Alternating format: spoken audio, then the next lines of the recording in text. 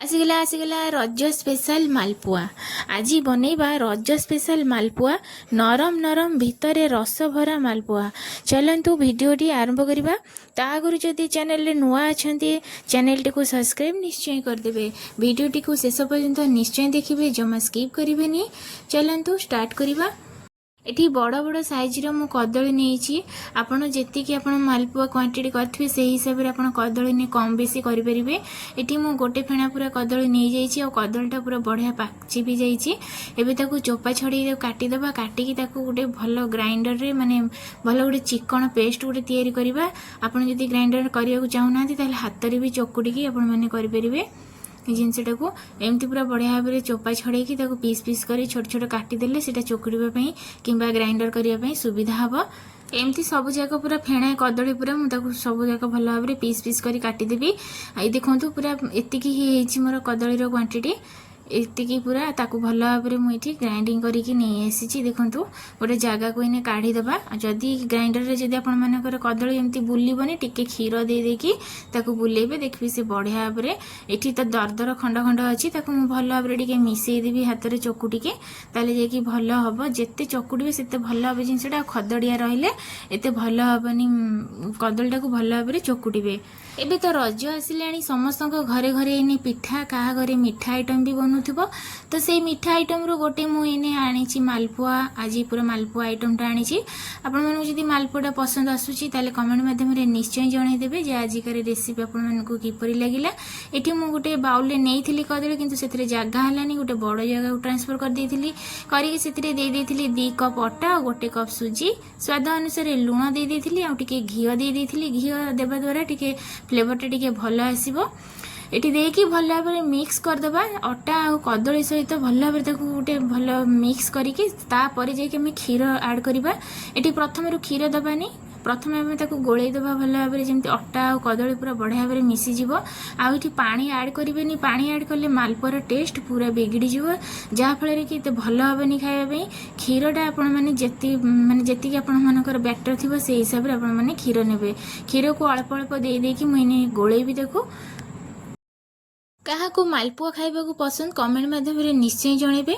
मु तो आज यहीपरी प्रोसेस रे करिछि कदली मालपुआ। आपण मैंने आउ को प्रोसेस रे करंती कमेंट माध्यम निश्चय जनइबे। एटी मु अल्प अल्प क्षीर देकी ताकू गोले गोले की मु कर देछि। देखंतु एहीपरी बैटरटा पूरा रहिछि पूरा बहलिया है कि बेसी मोटा नुहे कि बेसी पतला नुहे। एटी पान मधुरी रो परिमाण टिके बेसी देबे जा द्वारा कि फ्लेवरटा टिके भल आसीबो। आ टिके मिठा अंश आनिया पे मु देछि एटी चीनी।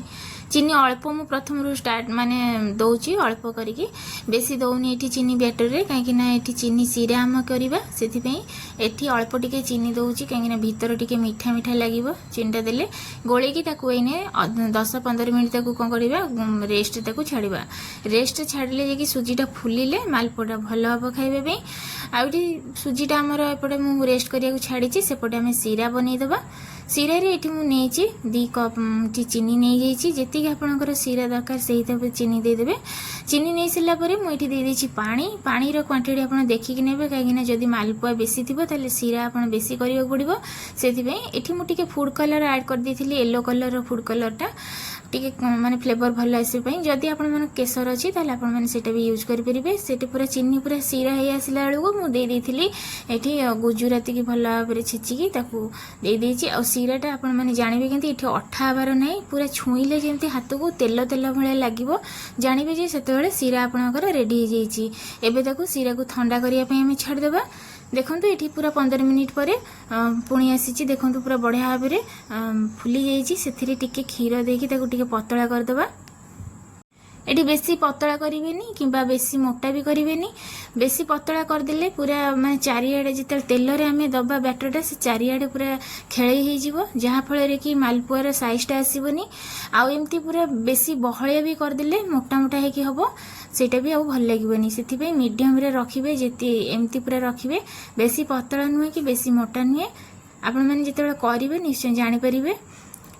एबे कौन करवा मु सेपटे तेल बसई देथिली। तेल पूरा गरम हो गलानी। गरम करके मीडियम फ्लेम रे रखी तेल एमती गोटे चौड़ा जगह नहीं जी चटका जगह जहाँफल कि मालपुआटा छाँकिया आपको सुविधा हम आईटी कौन कहती ना अल्प तेल ने जमी मालपुआ बुड़ब से हिसाब से तेल ने अधिक तेल नहीं जीवेनी मालपुआटा पूरा खेले जहाँफल कि भल लगे ये देखो एत पूरा नरम हो जाइए ओल्टेला बेलू ही जना पड़ुची ये तेल पूरा गरम हो जाता मुझे छाँकी देखा आपको पूरा एमती पूरा बढ़िया भाव में लाल लाल करके छाँकीदेवे एपट सेपट करके मीडियम माने मीडियम फ्लेम रे करी रखिबे बेसी हाई करिवेनी ऊपर पूरा लाल पड़ जिवो भीतरटा कंचा थिबो भल हेबनी सेति मीडियम फ्लेम रे आपण माने ताको छाँकीबे एमती उल्टे पुल्टे पूरा लाल करके दे देथिला छाँकी ओल्हेकी सांगे सांगे पूरा सिरा रे मु गरम गरम पके देथिली गरम गरम इटा पकेले सिरा रे सिराटा पूरा भीतर पर्यंत पूरा जीवो जदि आपण ठंडा करी पकाउछन ताले ऊपर सिराटा रही जीवो भीतर पटको जीवनी